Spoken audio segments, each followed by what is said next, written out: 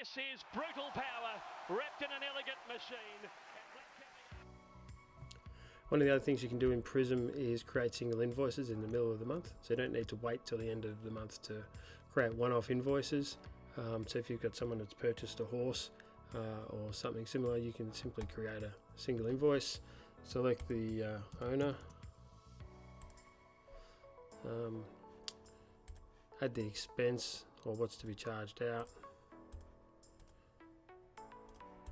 Might be horse purchase, 20%.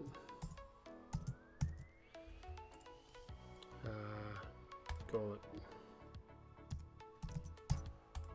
and whatever the income account is.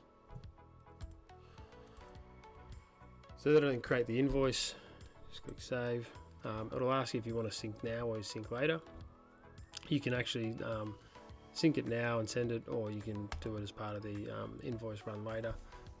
And you can see here that the invoice has been created through here. All those details are on it, and it's been created. If you want to send it, simply click that email, click yes, and that'll send the invoice out to the owner for payment.